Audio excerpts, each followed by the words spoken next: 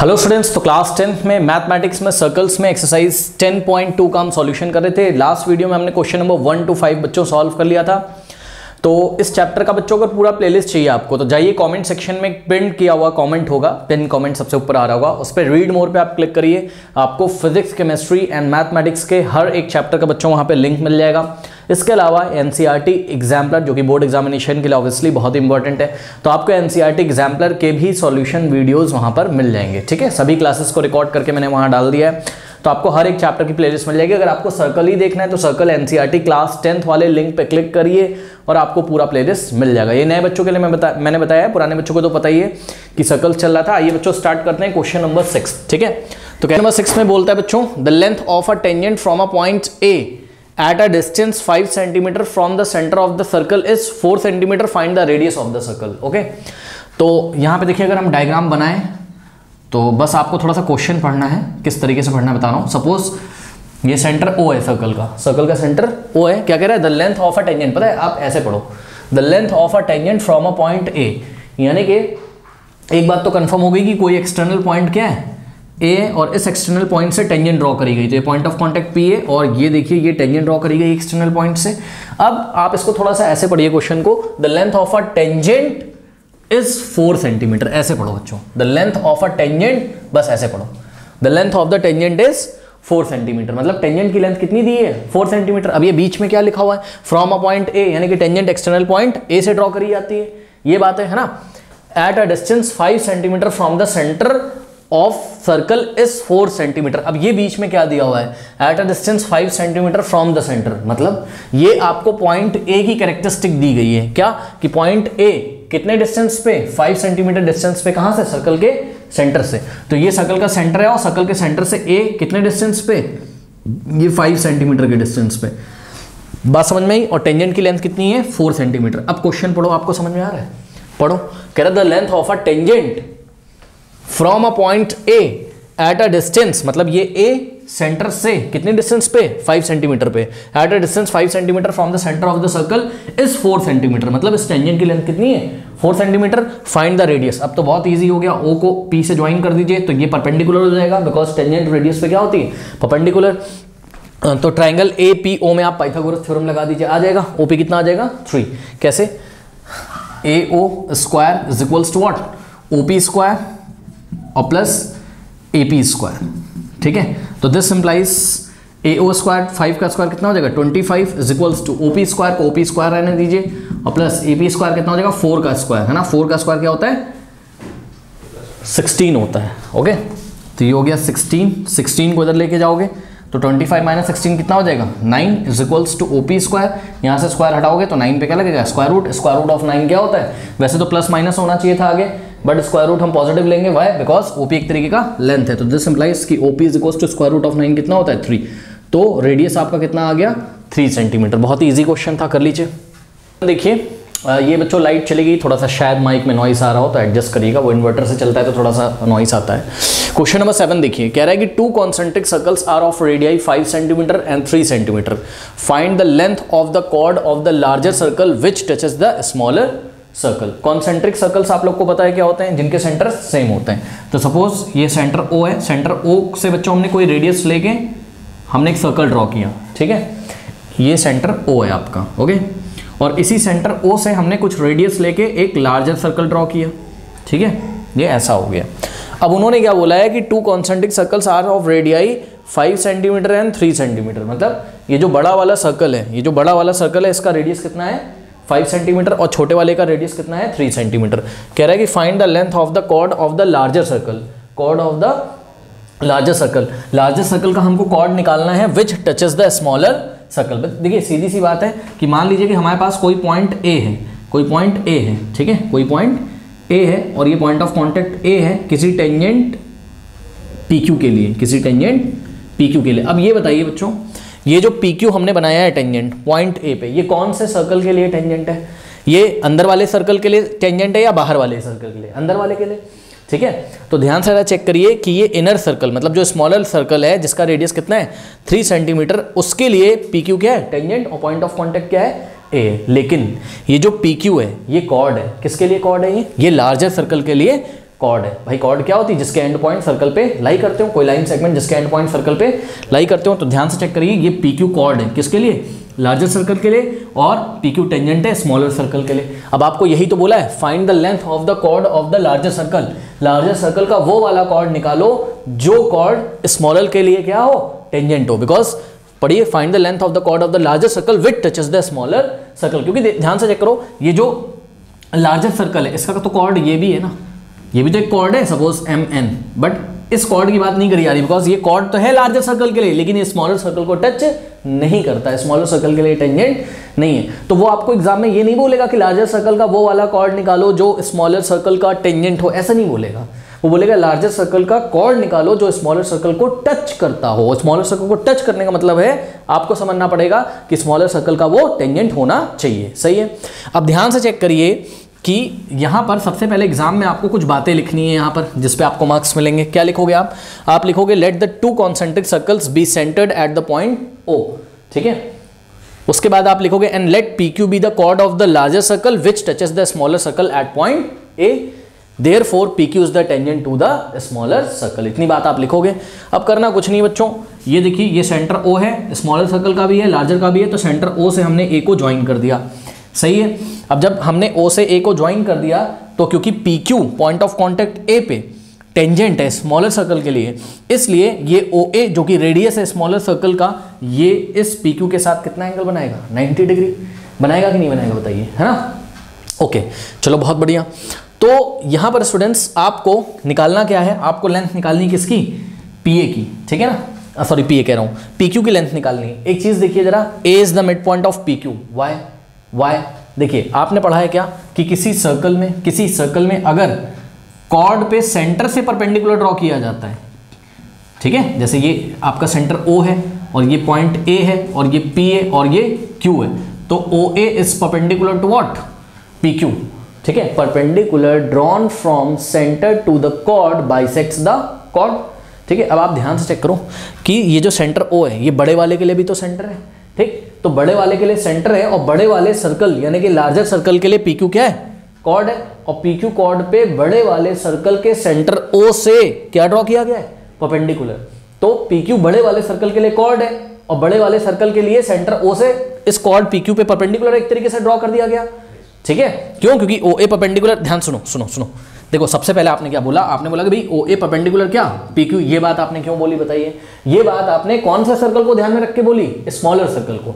ठीक है, ये आपने फॉर स्मॉलर सर्कल के लिए बोली, क्योंकि for smaller circle what? Tangent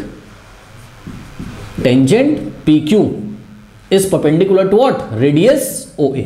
smaller circle के लिए टेंजेंट PQ पे ये रेडियस क्या होगी? परपेंडिकुलर, या रेडियस क्या होगी टेंजेंट पे? पॉइंट ऑफ कांटेक्ट A पे परपेंडिकुलर होगी। ये बात जैसे ही आपने बोली, फिर आपने क्या बोल दिया कि भाई फॉर लार्जर सर्कल,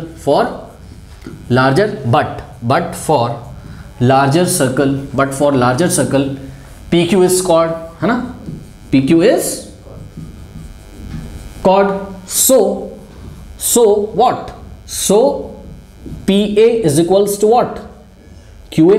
ध्यान से चेक करो, PA is equals to QA। Reason क्या लिखोगे? Perpendicular drawn from the centre to the chord bisect the chord. ठीक है, रीजन क्या लिखा? Perpendicular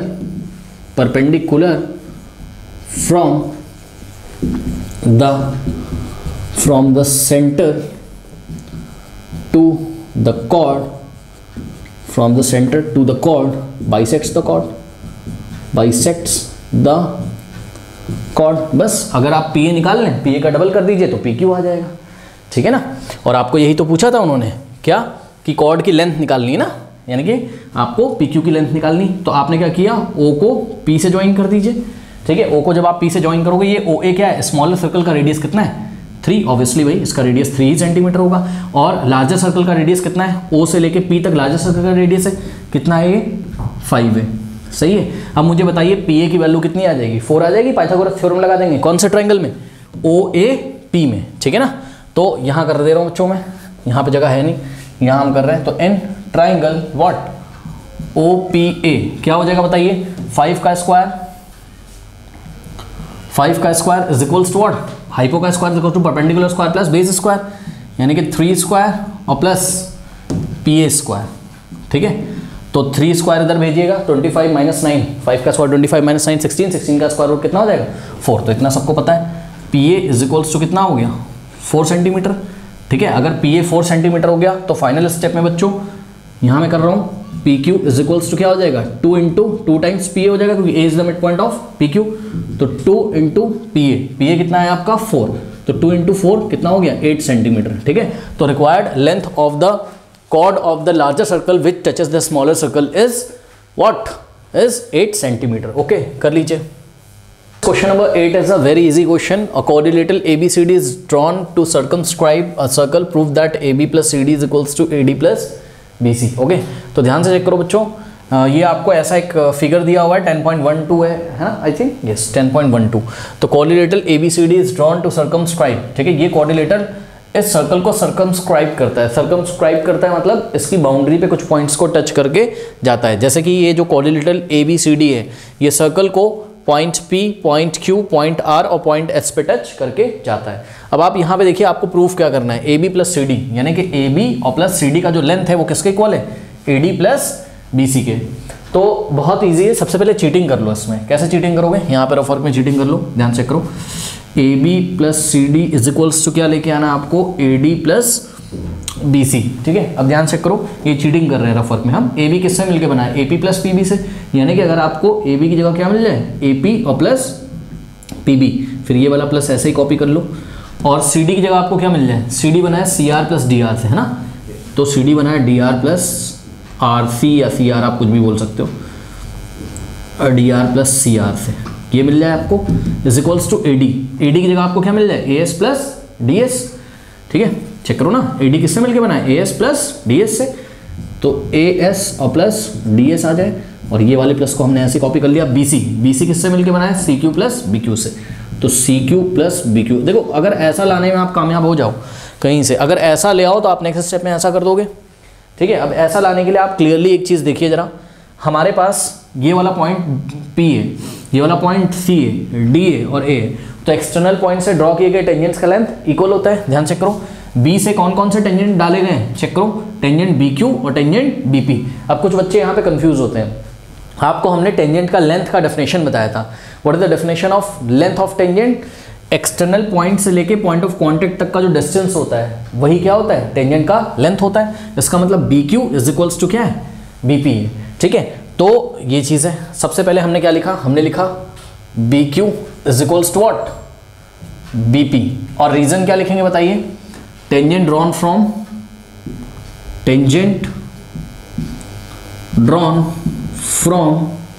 from external point B, from external point B। कोई डाउट है इसमें?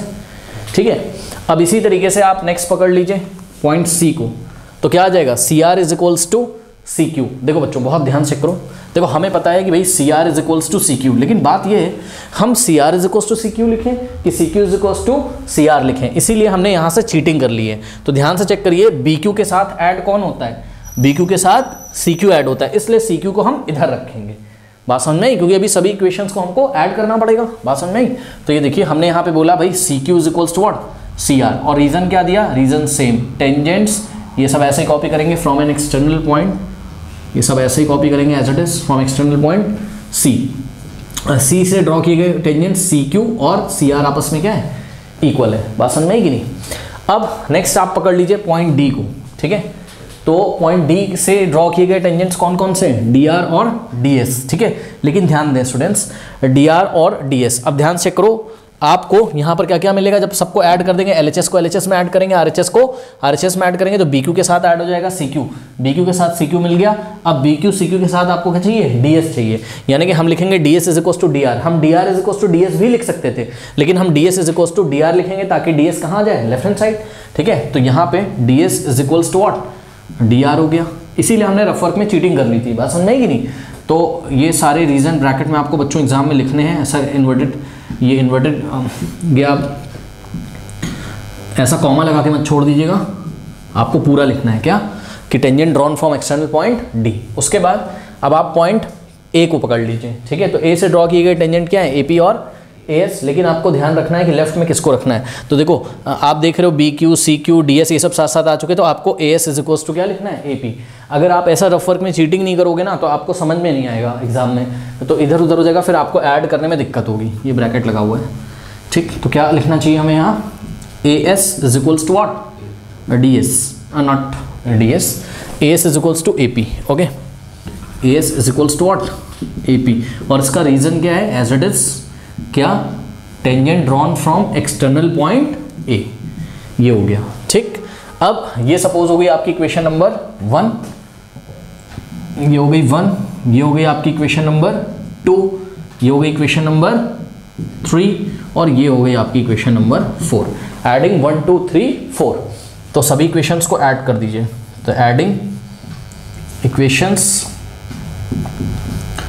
1 2 3 एंड 4 सभी को ऐड कर देंगे तो क्या हो जाएगा, LHS LHS में ऐड होगा, RHS RHS में, तो LHS को LHS में ऐड करा दीजिए। क्या हो जाएगा बताइए, BQ plus CQ plus DS plus AS फिर इज इक्वल्स टू क्या हो जाएगा, BP प्लस CR और प्लस DR और प्लस AP, ठीक है। अब ध्यान से उधर से चेक करते जाओ, CQ BQ को पास पास, AS DS को पास पास, ठीक है। तो CQ BQ तो पास पास है, AS DS भी पास पास है, तो लेफ्ट हैंड साइड तो पूरा सही है ना। थोड़ा सा और रीअरेंज कर लो तो क्या हो जाएगा, CQ plus BQ plus DS plus AS को हम लोग AS प्लस DS भी लिख सकते हैं, और ऐसे ब्रैकेट जरूर लगा दीजिएगा। ब्रैकेट लगाने से क्या फ़ायदा है, सामने जो कॉपी चेक करा होगा उसको दिख जाएगा, हाँ भाई CQ प्लस BQ की जगह हम लोग क्या लिख सकते होंगे, BC, और AS प्लस DS की जगह हम लोग क्या लिख सकते होंगे, AD, ठीक है। इज इक्वल्स टू, अब इधर किसको पास पास लाना है, DR CR को, AP BP को, ठीक है। तो AP BP को पास पास ले आओ, तो AP प्लस BP को पास पास ला के ब्रैकेट लगा दो, और प्लस CR प्लस DR, यानी कि DR प्लस CR, तो DR और प्लस CR, और ये ब्रैकेट लगा दिया, ठीक है। अब फाइनल स्टेप क्या दिखाओगे, CQ प्लस BQ की जगह आप क्या लिखोगे बताओ, CQ प्लस BQ की जगह आप क्या लिख दोगे, BC लिख दोगे, ठीक है। तो इसकी जगह आपने लिखा यहाँ पर BC और plus AS plus DS, AS plus DS की जगह आप क्या लिखोगे, AD लिख दोगे, है ना। तो यहाँ पे आ गया AD is equals to AP plus BP की जगह आप क्या लिखोगे, AP प्लस BP की जगह AB लिख सकते हो।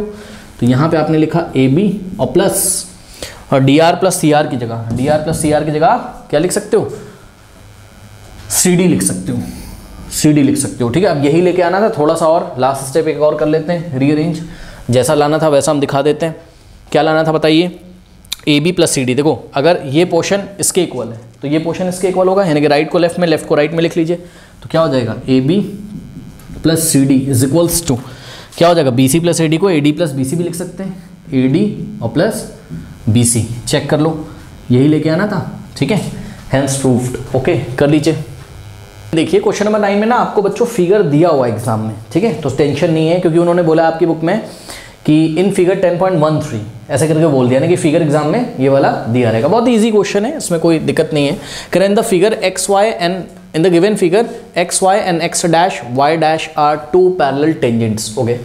तो ये एक्स वाई और ये एक्स डैश वाई डैश, ये दो पैरेलल टेंजेंट्स हैं। ध्यान से चेक करिए, एक्स वाई कौन से पॉइंट पे टेंजेंट है, पॉइंट पी पे टेंजेंट है, और एक्स डैश वाई डैश ये वाली जो टेंजेंट है पॉइंट क्यू पे टेंजेंट है, ठीक है।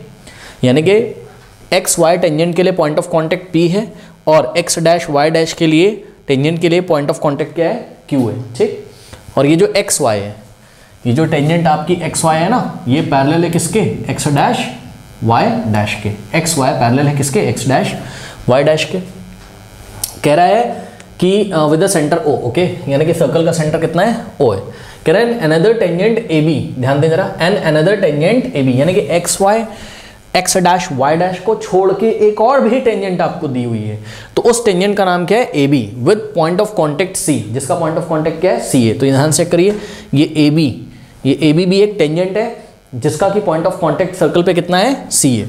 तो A B with point of contact C is another tangent intersecting X Y at A, यानी कि जब ये टेंजेंट ए सी ड्रॉ करी जाती है, तो ये टेंजेंट ए सी कह रहा हूँ, सॉरी, जब ये टेंजेंट ए बी ड्रॉ करी जाती है, ठीक है, तो अब कुछ बच्चे पता है क्या बोलेंगे, बोलेंगे सर टेंजेंट तो केवल ए से सी तक होगा, आप तो ए भी बोल रहे हो पूरा। अरे भाई ए से सी टेंजेंट का लेंथ होगा इस तरफ से, और बी सी मतलब अगर हम बोलेंगे भाई एक्सटर्नल पॉइंट ए से सी तक जो डिस्टेंस है ये क्या है, तो आप बोलोगे एक्सटर्नल पॉइंट ए से ड्रॉ किए गए टेंजेंट का लेंथ है ए सी, और बी सी क्या है, एक्सटर्नल पॉइंट बी से ड्रॉ किए गए टेंजेंट का लेंथ है, बिकॉज टेंजेंट का लेंथ क्या होता है, एक्सटर्नल पॉइंट और पॉइंट ऑफ कांटेक्ट के बीच का डिस्टेंस। लेकिन टेंजेंट क्या होता है, टेंजेंट तो एक लाइन होता है या कोई लाइन सेगमेंट हो सकता है, तो ए बी को हमने टेंजेंट बोल दिया, क्या दिक्कत है, ए बी भी टेंजेंट है, ए सी भी टेंजेंट है, बी सी भी टेंजेंट है। हाँ, और अगर हम बहुत बड़ी सी इधर कोई लाइन ड्रॉ कर दें जो सी से मतलब इसको जो कंटेन कर ले,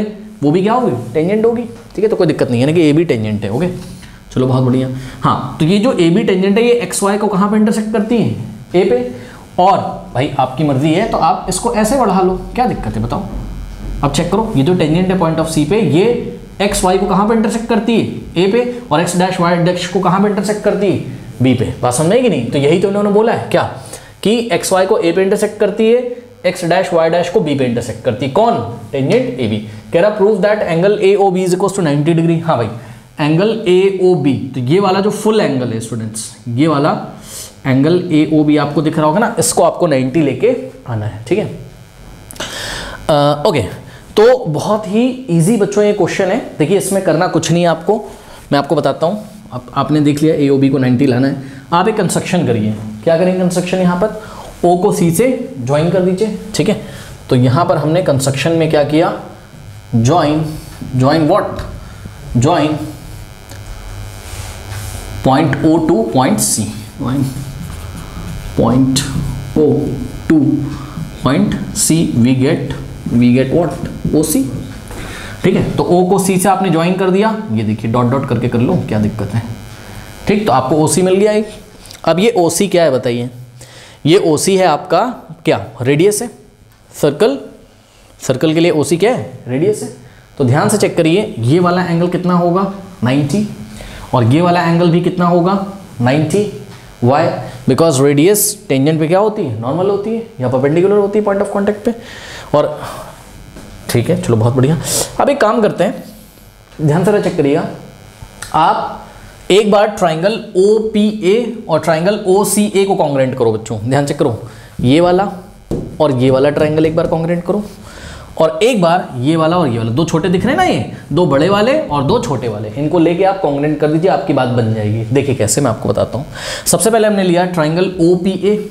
ओके, तो हमने लिया इन triangle O P A and triangle, हाँ भाई ध्यान दें, O P A and O C A, and triangle O C A. अब देखो नाम भी ना मैं ऐसे ही लिख रहा हूँ जानबूझ के, नाम तो मैं कुछ भी लिख सकता था, ओ ए सी भी बोल सकता था, मैंने ओ सी ए ही इसलिए बोला क्योंकि मुझे पता है ये ओ पी बी क्या है, रेडियस है, और ये एक्स वाई टेंजेंट पे पॉइंट पी पे परपेंडिकुलर होगी, तो यहाँ पे देखिए पी पे 90 है, तो यहाँ पे सी पे 90 है, इसलिए मैंने जब इसको ओ पी ए बोला तो मैंने इसको ओ सी ए बोल दिया। ठीक है, अब ये दोनों ट्राइंगल कॉन्ग्रेंट हो गए। कैसे कॉन्ग्रेंट हो गए, साइड से कॉन्ग्रेंट हो गए। ध्यान से चेक करो, ओ पी ए में ओ पी, ओ सी ए के ओ सी के इक्वल है, क्यों, radii of the same circle. और इसी तरीके से P A is equal to क्या है, सी ए, क्यों, एक्सटर्नल पॉइंट ए से ड्रॉ किए गए टेंजेंट के लेंथ क्या हो जाएंगे, इक्वल, और फिर ओ A is equal to O ए, जो कि दोनों में क्या है, कॉमन है। ठीक, तो साइड से दोनों क्या हो गए, कॉन्ग्रेंट। तो इस बात को आपको लिख के एग्जाम में दिखाना पड़ेगा। क्या, सबसे पहले लिखा आपने O P is equals to what, O C. ठीक है, रीजन भी लिखना है, radii of the same circle. ठीक, उसके बाद आपको क्या लिखना है, A P is equals to what, A C,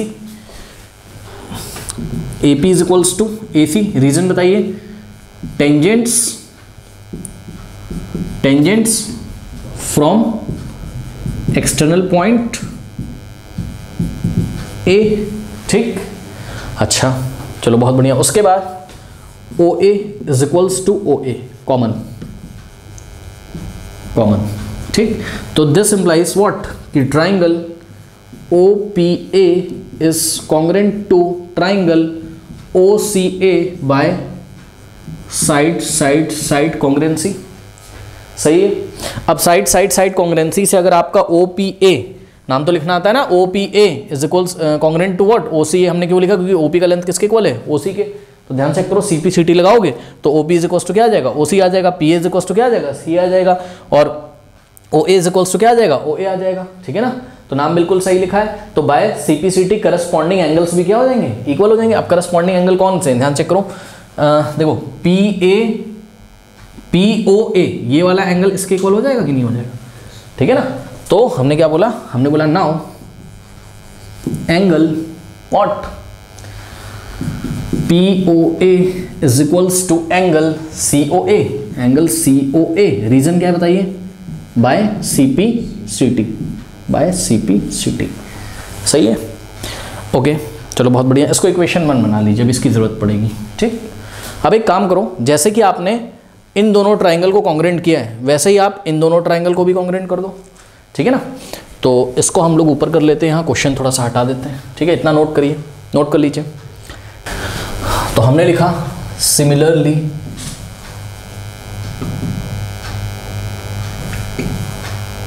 spelling वगैरह आप देख लीजिएगा, सिमिलरली व्हाट ट्राइंगल, हाँ भाई ध्यान से चेक करिए, triangle OCB is congruent what. अब देखो OCB कॉन्ग्रेंट होगा OQB के, क्योंकि देखो OC इज इक्वल्स टू क्या हो जाएगा, OQ radius of the same circle, और एक्सटर्नल पॉइंट B से ड्रॉ किए गए tangent BC is equals to क्या हो जाएगा, BQ, और OB is equals to OB, दोनों क्या हो जाएंगे कॉमन। तो OCB is congruent what OQB, triangle OQB। ये एग्जाम में ना आपको करने की जरूरत नहीं है, आप सिमिलरली लिख दीजिएगा बाय साइड कॉन्ग्रेंसी से। अब CPCT से ध्यान से चेक करो, ये वाला जो एंगल है इतना, ये इसके इक्वल आ जाएगा कि नहीं आ जाएगा, यानी कि angle COB is equals to angle QOB। Okay, तो angle QOB is equals to COB। Okay, angle COB by what CPCT, और ये इक्वेशन नंबर 2 बन गई आपकी। ठीक है, अब ध्यान से चेक करिएगा, एक बार बताइए, ये जो POA है ये एक स्ट्रेट लाइन है, POA is a straight line, since POA is a straight line. अगर POA एक स्ट्रेट लाइन है तो ये बताओ, ये वाला एंगल प्लस ये वाला एंगल प्लस ये वाला एंगल प्लस ये वाला एंगल, इनका सम कितना आएगा 180 डिग्री। तो लिखना शुरू करिए, एंगल POA प्लस एंगल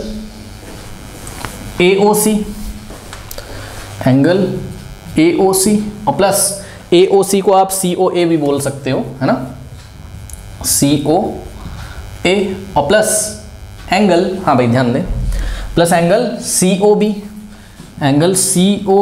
और plus angle what COB plus angle QOB, angle QOB is equals to 180 degree. Okay, अब एक बात बताओ, आपको प्रूफ क्या करना था, PT मतलब प्रूफ दैट, आपको क्या प्रूफ करना था, आपको प्रूफ करना था एंगल AOB, ध्यान दे जरा, आपको प्रूफ करना था एंगल AOB कितना आ जाए 90 आ जाए। इसका मतलब एंगल AOB बना किससे किससे था, ध्यान चेक करो, एंगल AOB आपका किससे किससे बना था, एंगल AOB की जगह आप लिख सकते हो angle COA plus angle COB। तो AOB की जगह आप क्या लिख सकते हो, एंगल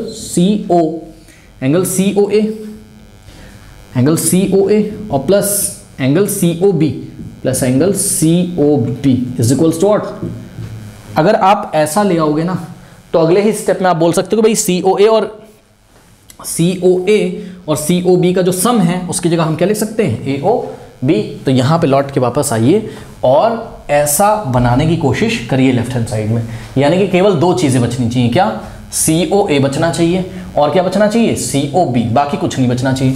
तो ध्यान से चेक करो, यानी कि POA हटाकर आपको कुछ COA ले आइए, या तो COB ले आइए, और QOB को हटा के या तो COB या तो COA ले आइए। तो ये क्वेश्चन नंबर 1 से बहुत ध्यान से चेक करिए कि भाई angle POA is equals to what COA लिख सकते हैं। तो ये POA की जगह हमने नेक्स्ट स्टेप में क्या लिखा, एंगल COA, और प्लस इसको हमने एज इट इज कॉपी कर लिया एंगल COA को प्लस।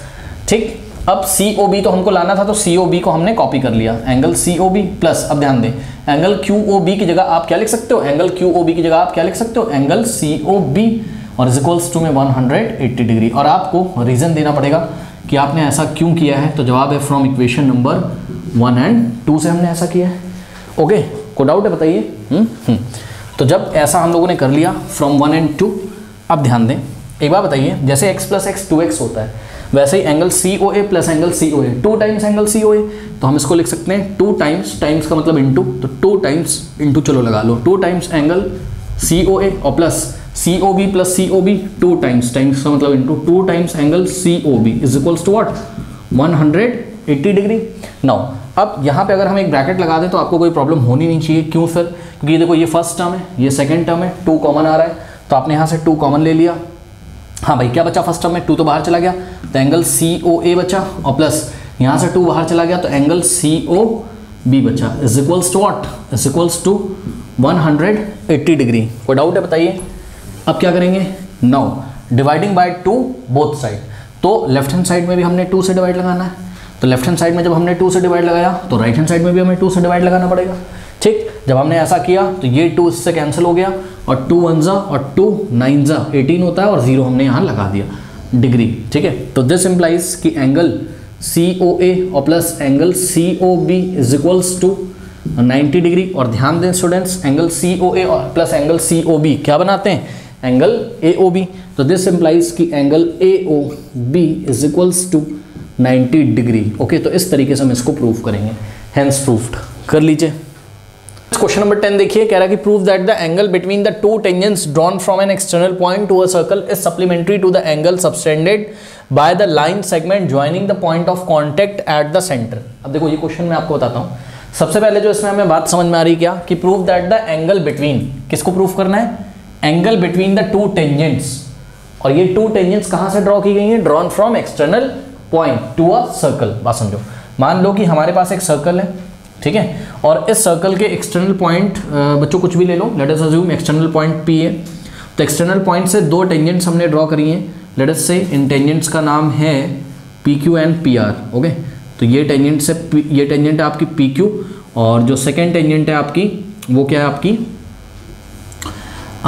ये है आपकी PR। ठीक है, और सर्कल का सेंटर क्या है? O है। ठीक, तो एंगल बिटवीन दीज 2 टेंजेंट्स, तो ये देखिए टेंजेंट के बीच का एंगल कितना है? ये वाला एंगल है टेंजेंट के बीच का एंगल, यानी कि QPR की बात कर रहा है। ठीक, तो एंगल QPR की बात कर रहा है कि ये QPR सप्लीमेंट्री है। कौन से एंगल का सप्लीमेंट्री है? पढ़ो जरा।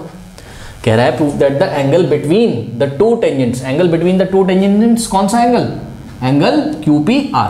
तो angle QPR, angle QPR drawn from an external point to a circle is supplementary. इस सप्लीमेंट्री का मतलब क्या होता है कि इसको अगर उस एंगल के साथ, जिस भी एंगल की बात अभी करेगा, उस एंगल के साथ अगर ऐड किया जाए तो आंसर कितना आना चाहिए? 180। तो उस एंगल का मतलब किस एंगल? अब वो एंगल भी हम यहाँ पे फिल करेंगे, और इन दोनों का सम हमको 180 दिखाना है। Is supplementary to the angle subtended by the line segment joining the point of contact. मतलब हमको एक पहले तो लाइन सेगमेंट बनाना है। कैसे बनेगा ये line segment? Joining the point of contact से। तो एक बार बताओ, पॉइंट ऑफ कॉन्टेक्ट आपका कौन सा बताइए? Q है, और क्या है? R। तो Q और R को अगर हम ज्वाइन कर दें तो हमारे पास एक लाइन सेगमेंट आएगा कि नहीं आएगा बताइए? तो हमने क्या किया, हमने ये Q को R से हमने ज्वाइन कर दिया।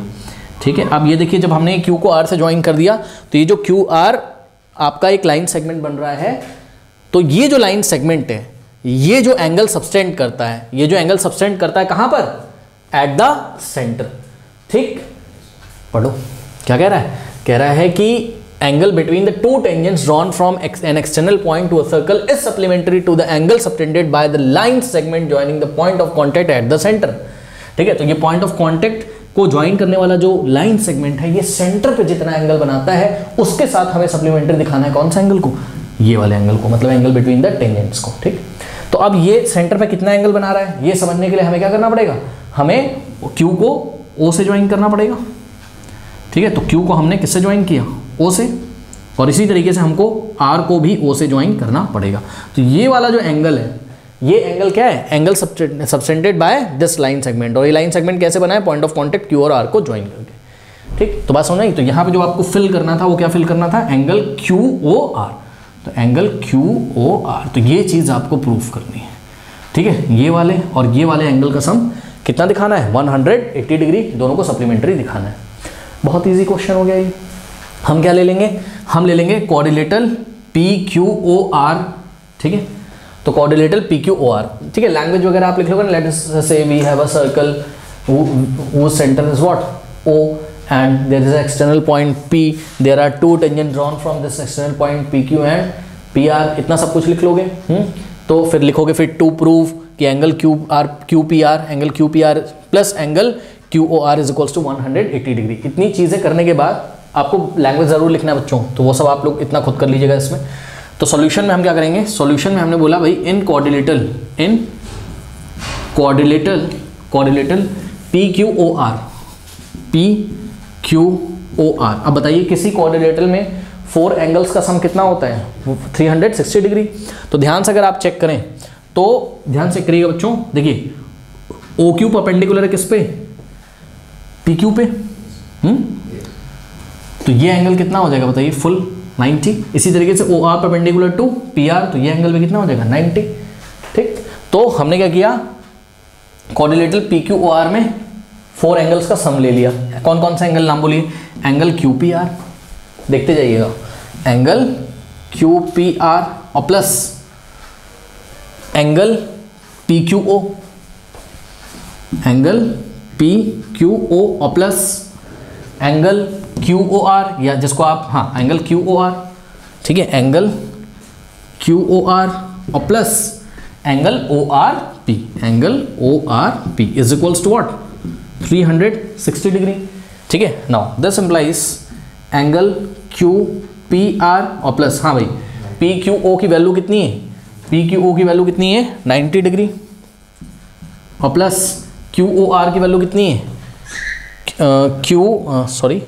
QOR को ऐसे ही रहने दो, कोई इसकी वैल्यू हमें नहीं पता, एंगल QOR और plus angle ORP, angle ORP कितना है 90 डिग्री, ठीक है, इज इक्वल्स टू 360 डिग्री, ठीक है। और इसका रीजन बच्चों आप लोग लिख लोगे क्या, क्या रीजन लिखना है इसको, कि since OQ is perpendicular to what, OQ is perpendicular to the tangent PQ and OR is perpendicular to what, tangent PR, ठीक है। और थोड़ा सा थ्योरी भी लिख दीजिएगा कि we know that radius is perpendicular to the tangent at the point of contact, या tangent is perpendicular to the radius at point of contact, ठीक है। तो ये बातें आप लिखने के बाद अब नेक्स्ट स्टेप में एंगल QPR और प्लस भाई ध्यान दें, angle QPR plus angle QOR तो इधर बचेगा, और ये 90 प्लस 90 कितना हो जाएगा 180, और 180 को राइट में भेजोगे तो 360 माइनस 180, तो लास्ट स्टेप में आ जाएगा एंगल QPR और plus angle QOR is equal to 360 minus 180 कितना हो गया 180 degree.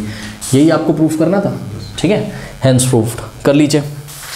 Now students question number 11 is a very easy question, कह रहा है कि prove that parallelogram circumscribing a circle is a rhombus, okay.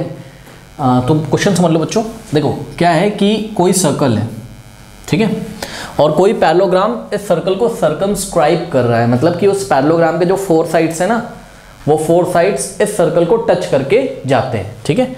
तो सपोज ये आपके पास एक पैरेललोग्राम है कुछ इस तरीके का, अब देखने से आपको पैरेललोग्राम लगे या ना लगे, लेकिन ये पैरेललोग्राम है, ठीक है। तो ये देखिए ये एक पैरेललोग्राम है, ठीक है, ज़्यादा अच्छा तो मेरा बन नहीं पाया है, पर फिर भी ये एक पैरेललोग्राम है, इसका नाम आप कुछ भी रख दीजिए, let us say we have a parallelogram ABCD, ठीक है।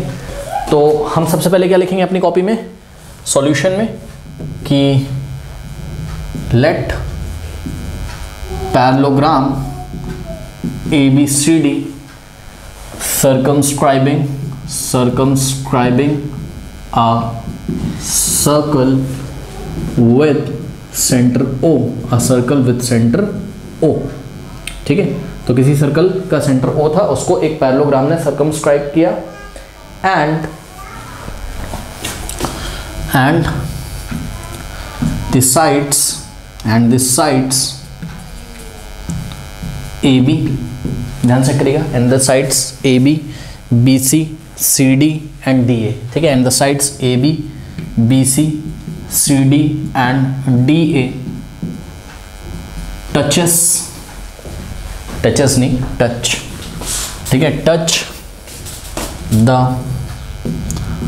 Circle at the points P Q R S respectively, ठीक है, P Q R and S respectively, ठीक है। मतलब ए बी सर्कल को कहाँ पे टच करता है, पॉइंट पी पे, साइड बी सी सर्कल को कहाँ पे टच करता है, क्यू पे, और सी डी कहाँ पे टच करता है, आर पे, और डी ए कहाँ टच करता है, एस पे। यहाँ तक कोई दिक्कत नहीं होनी चाहिए मेरे ख्याल से, सही है ना। अब देखो बच्चों, आपको प्रूफ क्या करना है, आपका टारगेट क्या है कि भाई ये जो पैरेललोग्राम है ना, जो सर्कल को सर्कमस्क्राइब कर रहा है, मतलब समझो कोई सर्कल चाहे छोटा है उसको सर्कमस्क्राइब करता हुआ अगर एक पैरेललोग्राम बन जाए, या कोई सर्कल चाहे बड़ा हो उसको सर्कमस्क्राइब करते हुए एक पैरेललोग्राम बन जाए, दुनिया का कोई भी सर्कल हो अगर उसको सर्कमस्क्राइब करते हुए एक पैरेललोग्राम बन जाए तो वो पैरेललोग्राम क्या होता है, रोम्बस होता है। ये बात आपको प्रूफ करनी है, ठीक। अब एक बार बताइए, रोम्बस की खासियत क्या होती है, ऑल द साइड्स इक्वल, यानी कि टू प्रूफ हमको प्रूफ क्या करना है, हमको प्रूफ करना है किसी भी तरीके से क्या, कि भाई ऑल द साइड्स इसके इक्वल हो जाए, यानी कि A B is equals to B C is equals to C D is equals to D A हो जाए, ठीक है। पैरेललोग्राम के ऑल द साइड्स इक्वल तो रोम्बस हो जाएगा वो, ठीक है। तो A B is equals to what, B C is equals to C D is equals to D A, ये बात आपको प्रूफ करनी है, ठीक। अच्छा चलो बहुत बढ़िया। तो यहाँ पे हम क्या काम करते हैं बच्चों, देखो सबसे पहले हमने सॉल्यूशन में क्या किया, देखो एक ट्रिक लगाते हैं। अभी थोड़ी देर पहले हमने क्वेश्चन नहीं किया था, क्वेश्चन नंबर 8 को अगर आप देखें, ठीक है, तो क्वेश्चन नंबर 8 में कोऑर्डिनेटर था जो एक सर्कल को क्या कर रहा था, सर्कमस्क्राइब कर रहा था। तो वहाँ पे उन्होंने आपको बोला था ऑपोजिट साइड्स का जो सम है, यानी कि A B plus C D is equals to क्या लेके आना था, A D plus B C. पहले तो आप इतना ही काम कर लो, जैसे क्वेश्चन नंबर 8 में आपने किया था वैसा आप पहले काम कर लो, ठीक है ना, बात समझ में आई। तो हमने क्या किया, देखो सॉल्यूशन में यहाँ पर हम आगे बढ़ते हैं, प्रूफ, ठीक है। तो प्रूफ में ध्यान से चेक करो जरा बच्चों, अब मैं डायरेक्ट कर दे रहा हूँ, समझ जाओ। मतलब पहले आपका टारगेट पता है क्या है, बात समझो, बता रहा हूँ। पहले आपका टारगेट क्या है, पहले आपका टारगेट है कि आप एक काम करो, ऑपोजिट साइड्स का सम, यानी कि A B plus D C, A B plus D C बोल दो या सी डी बोल दो, कुछ भी बोल दो, उससे फर्क पड़ता नहीं है, ठीक है। तो A B plus C D is equals to B C plus A D is equals to B C plus A D, इतना पहले आप प्रूफ कर दो, ठीक है। तो इस चीज़ को कैसे प्रूफ करोगे, याद है चीटिंग करी थी हमने, ए बी कैसे बनाए, A P plus P B से, ए बी कैसे बनाए, A P plus B P से, है ना, और प्लस सी डी कैसे बना हुआ है आपका बताइए, सी डी बना है आपका D R plus C R से, है ना, या C R plus D R से। और बी सी कैसे बना है, ध्यान चेक करो, बी सी कैसे बना है, B Q plus C Q से, तो B Q plus C Q से।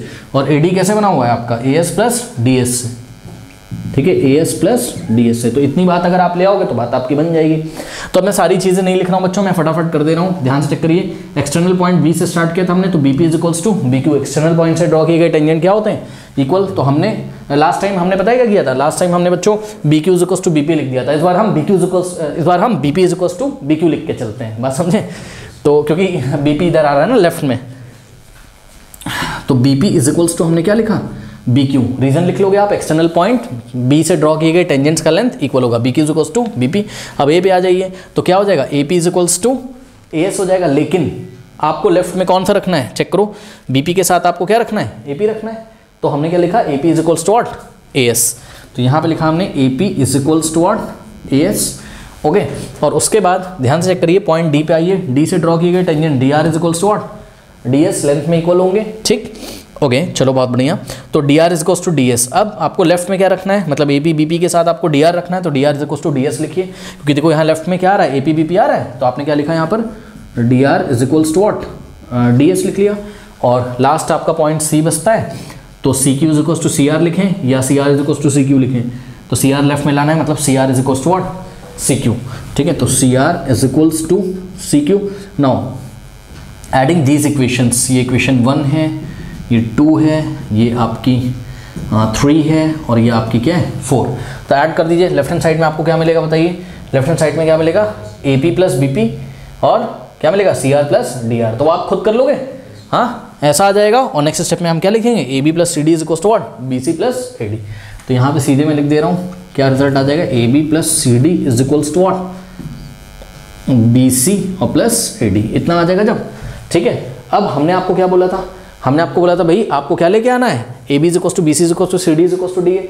तो ये काम कैसे होगा, ध्यान चेक करिए। मान लीजिए इसको हमने बना लिया इक्वेशन नंबर 5, ये जो रिजल्ट आया इसको हमने इक्वेशन नंबर 5 बना लिया, ठीक है। अब एक बात बताओ, हमको क्या गिवन था क्वेश्चन में कि ए बी सी डी क्या है, पैरेललोग्राम है। तो ध्यान से चेक करिए कि since A B C D is a what, parallelogram. A B C D अगर एक पैरेललोग्राम है तो ऑपोजिट साइड तो पैरेललोग्राम के इक्वल होते हैं, यानी कि A B is equals to what, D C, या D C is equals to A B.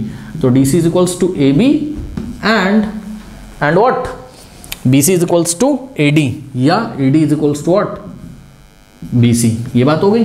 अब ये वैल्यू ले आके आप यहाँ पे रख दीजिए इक्वेशन 5 में, क्या हो जाएगा, ध्यान से करो। इक्वेशन 5 में ए बी प्लस, हाँ भाई ध्यान दें, A B plus C D की जगह आप क्या लिख सकते हो, सी डी की जगह आप क्या लिख सकते हो, ए बी। अरे डी सी बोलो सी डी बोलो, बात क्या है, सेम। सी डी किसके इक्वल होगा, ए बी के, क्योंकि ऑपोजिट साइड इक्वल होते हैं। फिर इज इक्वल्स टू में बी सी आपने ऐसे कॉपी कर लिया, ठीक है, इज इक्वल्स टू में। अब हाँ भाई ध्यान दें थोड़ा सा, ए डी की जगह आप क्या लिख सकते हो, ए डी की जगह आपने बी सी लिखा, ए डी की जगह यहाँ पे क्या लिखा है, B C plus A D. हम क्या लिखेंगे, B C plus A D की जगह बी सी लिखेंगे, तो B C plus B C हो जाएगा। अब ध्यान से चेक करिए, A B plus A B 2 times A B, और B C plus B C 2 times B C, ठीक। Not dividing by 2 both side, तो dividing by 2 both side, left में राइट में 2 से 2 यहाँ कट गया, क्या आ गया, A B is equals to what, B C हो गया। अब एक बार बताओ, A B is equals to क्या आ गया, बी सी आ गया, ठीक।